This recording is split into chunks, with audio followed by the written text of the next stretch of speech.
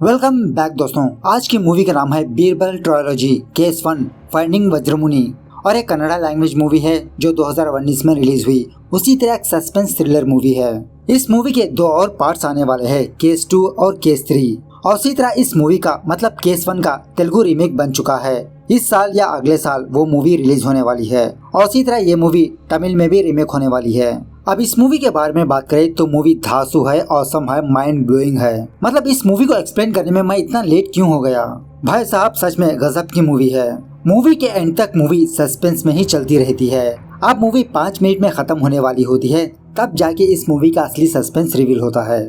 सच में काबिले तारीफ है ये मूवी। तो चलिए फटाफट से मैं आपको इस मूवी की कहानी सुना देता हूँ। और हाँ दोस्तों, स्टोरी को थोड़ा ध्यान से सुनिएगा। खैर उससे पहले अगर आप मेरे चैनल पर नए हैं तो अपना प्यार दिखाइए, अगर पुराने हैं तो और प्यार लुटाइए। Follow Instagram. मूवी की शुरुआत होती है 2010 बेंगलुरु, जहाँ पर कब्रिस्तान की किसी जगह पर 2 लोग खड़े रहकर बात करते रहते हैं। और जो बंदा टकले आदमी के सामने है वो एक्चुअली कब्रिस्तान का वॉचमैन होता है। गंजा वाला बंदा इस बंदे को कुछ पैसे देता है, लेकिन वो कब्रिस्तान का वॉचमैन अपने दोनों की बातें अपने फोन से रिकॉर्ड करता रहता है।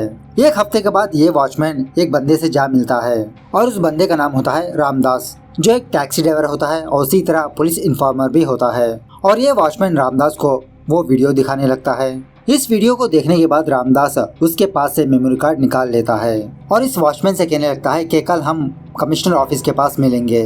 तो उसी बार में एक बंदा बैठा हुआ रहता है और इन दोनों की बातें वो बंदा सुन लेता है। उसके बाद रात के ठीक 12:30 बजे रामदास एक पैसेंजर को पिकअप कर लेता है और थोड़ी दूर आने के बाद वो पैसेंजर रामदास को मार देता है, हत्या कर देता है। और उस वक्त रामदास अपने बेटे से बात कर रहा था। रामदास का बेटा फोन में ही चीखने लगता है, चिल्लाने लगता है कि पापा क्या हुआ, प्लीज मुझसे बात करो। उसके बाद उस टैक्सी में से एक बंदा बाहर आकर अपनी बाइक लेकर वहाँ से जाने लगता है। दूसरी तरफ विष्णु नाम का एक बंदा अपने माँ से फोन में बात करते हुए वहाँ से गुजरने लगता है और तभी विष्णु की गाड़ी के सामने वो बाइक वाला बंदा गुजरने लगता है, जिसकी वजह से विष्णु की बाइक स्किड होके नीचे गिर जाती है। जब विष्णु अपने आप को संभाल के खड़ा होता है तो इसके सामने एक टैक्सी होती है और विष्णु ये देखता है कि उस टैक्सी में से खून बह रहा है। ये देखने के बाद विष्णु फौरन पुलिस को इन्फॉर्म करता है और पुलिस को जो कुछ भी हुआ वो सुनाने लगता है कि विष्णु एक बार में काम करता है और जब ये अपनी ड्यूटी खत्म करके वापस अपने घर जा रहा था, एक बाइक की वजह से ये नीचे गिर गया और इसकी नजर उस टैक्सी पर पड़ी। वहीं पर एक पुलिस ऑफिसर होता है और इसका नाम होता है राघवन। राघवन विष्णु का बयान सुनने के बाद इसकी तलाशी लेने लगता है, इसकी गाड़ी की तलाशी लेने लगता है। तो राघवन को विष्णु की डिक्की में एक चाकू दिखती है। तो विष्णु ही इस मर्डर का जिम्मेदार समझते हुए पुलिस इसे गिरफ्तार कर लेती है और उसी तरह कोर्ट भी विष्णु को उम्र कैद की सजा सुना देती है। उसके बाद सीन फिर से 8 साल बाद शिफ्ट होता है, जहाँ पर हेगडे एंड हेगडे नाम की एक कंपनी लॉयर्स के लिए इंटरव्यू कंडक्ट करती रहती है और जो कोई भी इस इंटरव्यू में पास होगा वो बंदा विष्णु के केस को फिर से लड़ेगा। उसके बाद एक और बंदे का इंट्रोडक्शन होता है और उसका नाम है शास्त्री, जो फिलहाल इसी इंटरव्यू के रिलेटेड किसी बंदे से फोन में बात करता रहता है। खैर इंटरव्यू के दौरान महेश दास नाम का एक बंदा इस इंटरव्यू में पास हो जाता है, सेलेक्ट हो जाता है। और यहाँ पर बात यह है कि उसी कंपनी में महेश की गर्लफ्रेंड जिसका नाम होता है जानवी, वो भी वहीं पर काम करती रहती है। यहाँ आने के बाद महेश हेगडे महेश को बताने लगता है कि रामदास की फैमिली कंपेंसेशन के तौर पर विष्णु पर केस डाला हुआ रहता है और इसी तरह हेगडे एंड हेगडे कंपनी पूर पीपुल्स के लिए केस लड़ती है।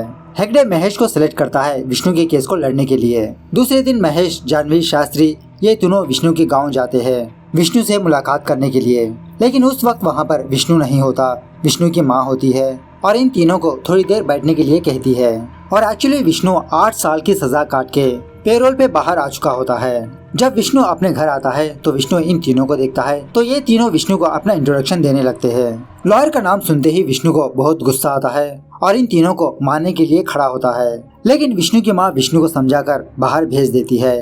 विष्णु जाने के बाद इसकी माँ इन तीनों से कहने लगती है कि अब तक काफी सारे लॉयर्स विष्णु के पास आए इसे इंसाफ दिलाने के लिए, लेकिन सारे लोग विष्णु के पास से पैसे लेके उसे धोखा दे दिया, इसीलिए विष्णु लॉयर्स पर भरोसा नहीं करता।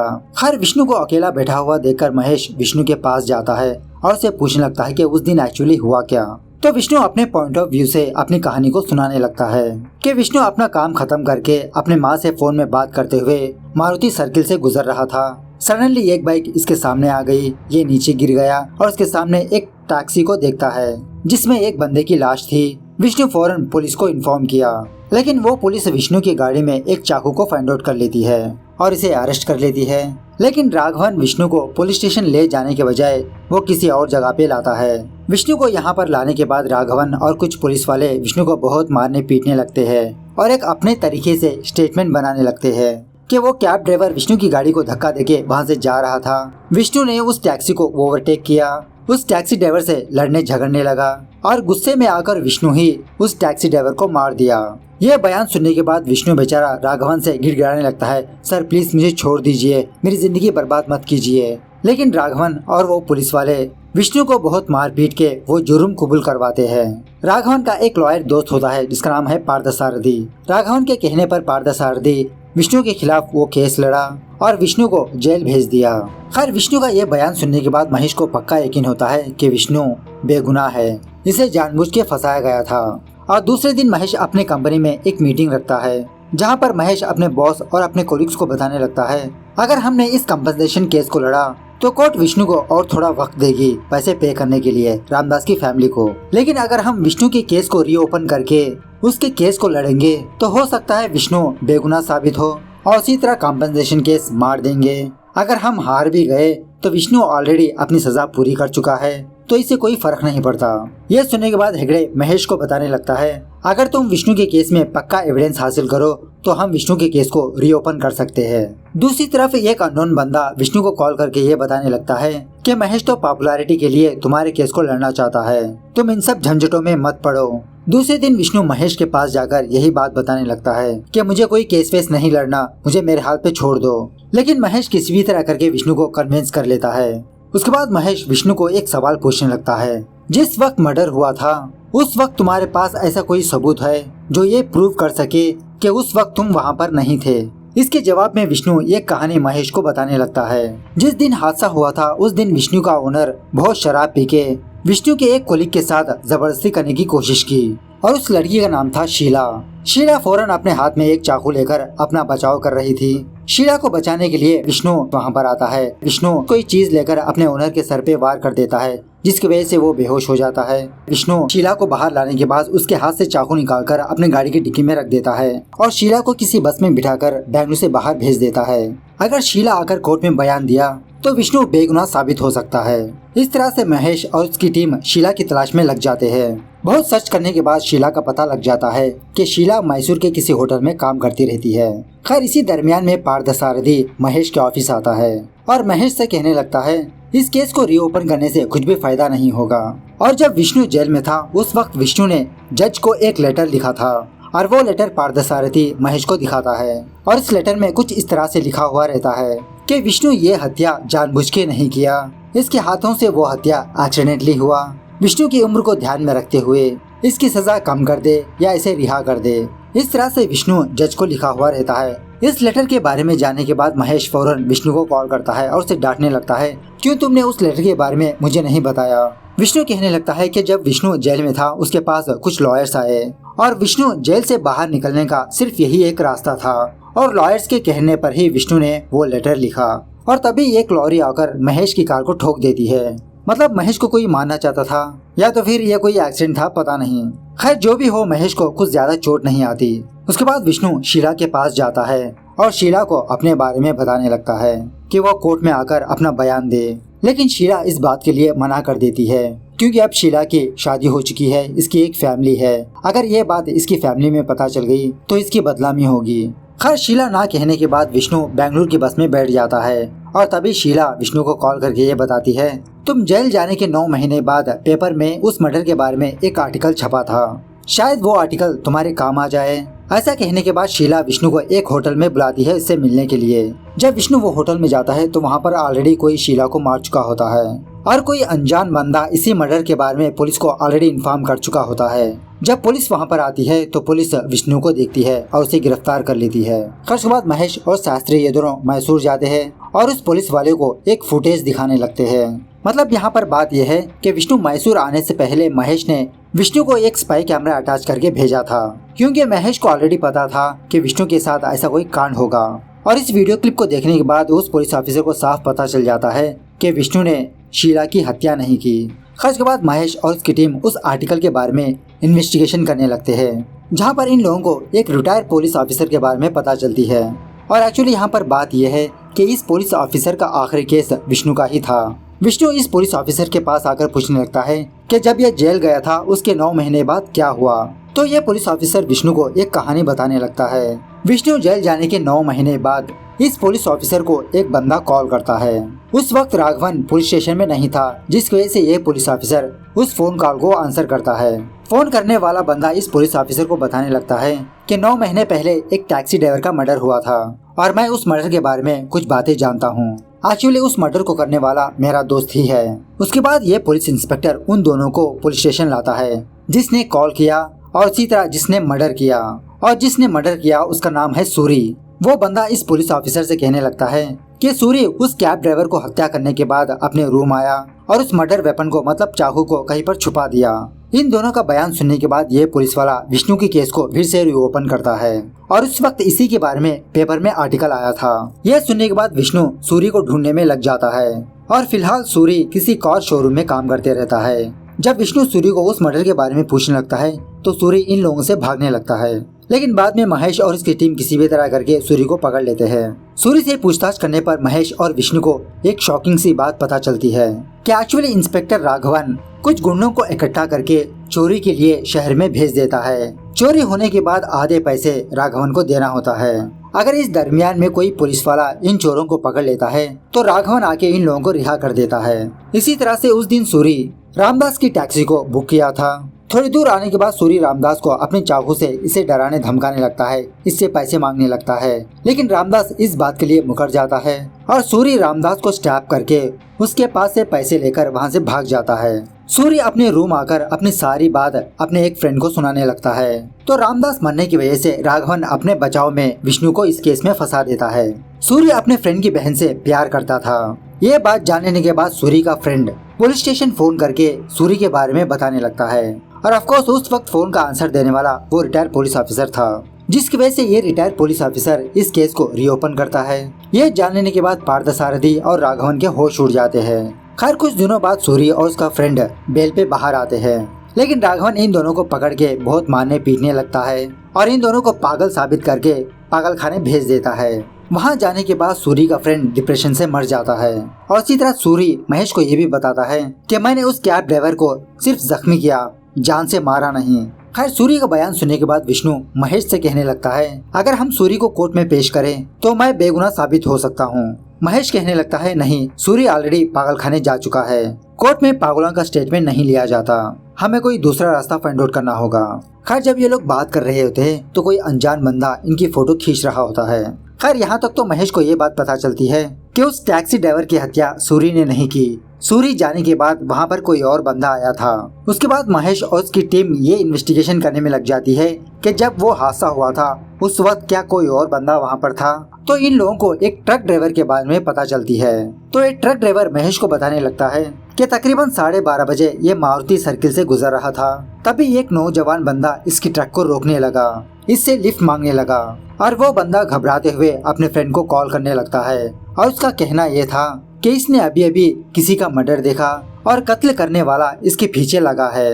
दूसरी तरफ जानवी महेश के साथ मिलकर एक कंपनी रखने का प्लान करती रहती है, लेकिन महेश विष्णु के केस पर ही कॉन्सेंट्रेट करते रहता है और इसी तरह महेश उस लड़के के बारे में पता करने की कोशिश करते रहता है कि उस दिन उस बंदे ने अपने फ्रेंड को कॉल किया था, मतलब मोबाइल सर्वर में इसका कॉल रिकॉर्ड रहता है। तो इस तरह से और कुछ इन्वेस्टिगेशन करने के बाद महेश को उस लड़के का नाम पता चल जाता है और उस लड़के का नाम होता है अमोघा वर्षा।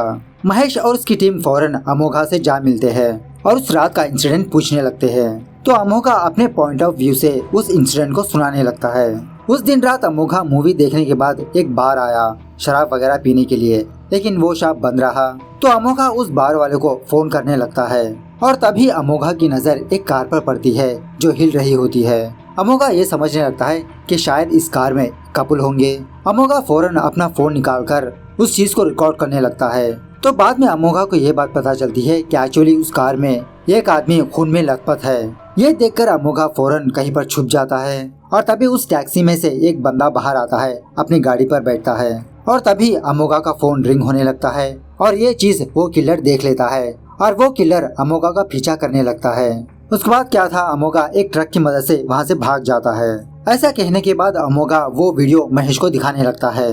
तभी वहाँ पर राघवन कुछ पुलिस वालों के साथ यहाँ पर आता है और एक लड़की को धोखा देने के इल्जाम में अमोघा को अरेस्ट करने लगता है और उसी तरह राघवन उस फोन को भी छीन लेता है। महेश को कुछ भी समझ में नहीं आता ये लोग यहाँ पर है, ये बात राघवन को कैसे पता चली। खैर इसके बाद महेश जानवी के कैबिन में जाता है कुछ फाइल्स को चेक करने के लिए और इन्हीं फाइल्स के दरमियान महेश को राघवन का चेक नजर आता है जो जानवी ने राघवन से लिया था। महेश इस चेक के बारे में जानवी से पूछने लगता है। जानवी कहने लगती है हमारी कंपनी के लिए राघवन फंड्स दिया है और वैसे भी विष्णु का केस कब का क्लोज हो चुका है, उसे रीओपन करने से क्या फायदा। इस तरह से महेश और जानवी में झगड़ा हो जाता है। उसके बाद विष्णु का केस हीयरिंग को आता है।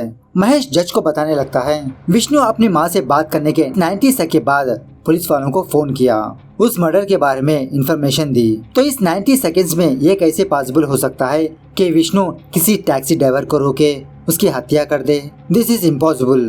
तो विष्णु के केस को सही तरह से इन्वेस्टिगेशन ना करने की वजह से राघवन को सस्पेंड कर दिया जाता है और इसी तरह जज महेश को और कुछ सबूत इकट्ठा करने के लिए कहती है। उसके बाद महेश अमोघा की वीडियो क्लिप गौर से देखने लगता है जहाँ पर इसको एक बुलेट बाइक नजर आती है, जिसका मतलब सूरी जब उस टैक्सी ड्राइवर को लूट के चला गया थोड़ी देर बाद वो बाइक वाला बंदा इस टैक्सी के पास आया, उस टैक्सी वाले को मार दिया। इसी दरमियान में अमोघा उस किलर को देख लिया और जब वो किलर अमोघा का पीछा कर रहा था तो इसी दरमियान में विष्णु भी वहाँ से गुजर रहा था और उस किलर की बाइक की वजह से विष्णु की गाड़ी स्किड हो गई, वो नीचे गिर गया और दिखने में ऐसा लगता है कि वो बुलेट एक रेयर मॉडल की है। महेश और शास्त्री रॉयल एनफील्ड की कंपनी जाकर उस मॉडल के ओनर की लिस्ट कलेक्ट करने लगता है। बहुत सर्च करने के बाद महेश को उस बाइक का ओनर का नाम पता चल जाता है और उसका नाम होता है नारायणप्पा। महेश और शास्त्री ये दोनों नारायणप्पा के घर जाते हैं।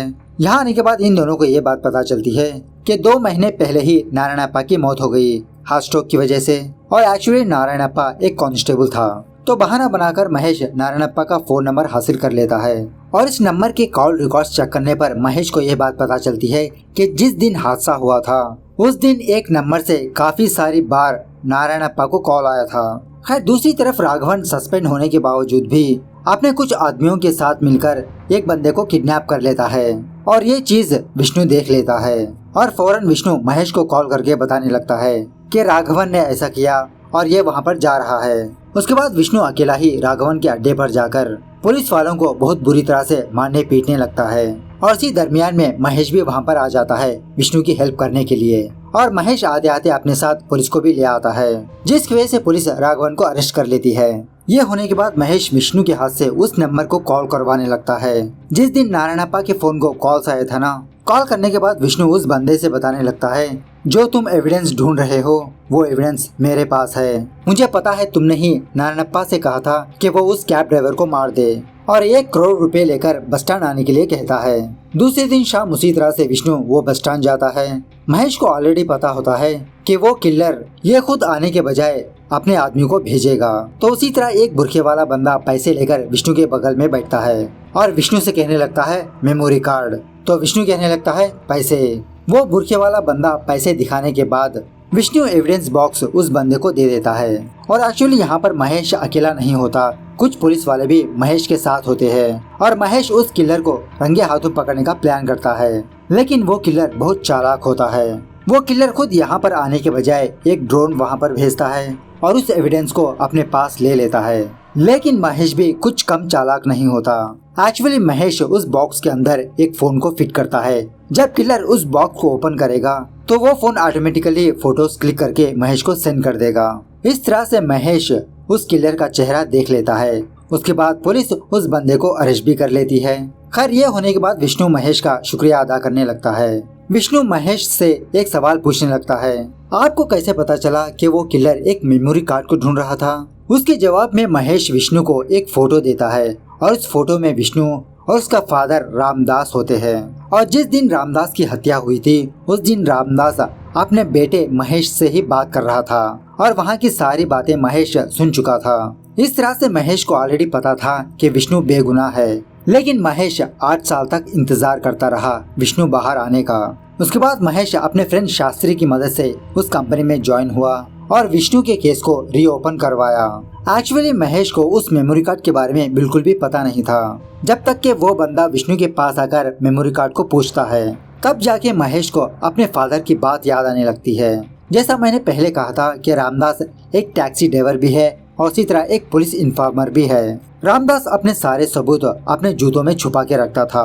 तो जब महेश अपने फादर के जूतों में चेक करने लगता है तो उसको वो मेमोरी कार्ड नजर आता है और एक्चुअली रियल कल्प्रिट और कोई नहीं, वो रिटायर्ड पुलिस ऑफिसर होता है और इसका नाम है वज्रमुनि। 10 साल पहले वज्रमुनि और कुछ पुलिस वालों का एक अलग ही धंधा था। वज्रमुनि बड़े बड़े पॉलिटिशियंस और बिजनेसमैन के एनिमीज को एनकाउंटर करता रहा और उन लाशों को लेकर किसी कब्रिस्तान में जला देता था। और मूवी की स्टार्टिंग में यही सीन दिखाया गया था कि नारायणप्पा नाम का एक कांस्टेबल कब्रिस्तान के वॉचमैन से इस बारे में बात कर रहा था, लेकिन वो वॉचमैन इन दोनों की बातें अपने फोन में रिकॉर्ड कर लेता है और इस वीडियो को ले जाकर रामदास को दे देता है और उसी बार में नारायणप्पा होता है, इन दोनों की बातें सुन लेता है और नारायणप्पा यही बात वज्रमुनि को बताने लगता है। सो वज्रमुनि के कहने पर नारायणप्पा रामदास को मार देता है। कुछ महीनों बाद सूरी का एक फ्रेंड वज्रमुनि को कॉल करके उस मर्डर के बारे में बताने लगता है और वज्रमुनि इस केस को फिर से रीओपन इसलिए करता है कि शायद उसे वो मेमोरी कार्ड मिल जाए, क्योंकि उस वक्त नारायणप्पा को वो मेमोरी कार्ड नहीं मिला था। लेकिन एट लास्ट वज्रमुनि खुद महेश की जाल में आके फंस जाता है। इसीलिए इस मूवी का सबटाइटल ही यही है, फाइंडिंग वज्रमुनि। और इसी तरह मूवी के दरमियान में वज्रमुनि का नाम नहीं लिया जाता, उसे सिर्फ रिटायर्ड पुलिस ऑफिसर कहकर बुलाते रहते हैं। इस तरह से ये मूवी यहाँ पर दी एंड होती है। मुझे तो भाई साहब केस 2 और केस 3 का बहुत बेसब्री से इंतजार है। मूवी कैसे लगी कमेंट करके बताना जरूर। मिलते हैं अगली वीडियो में, तब तक take care, bye bye, see you soon.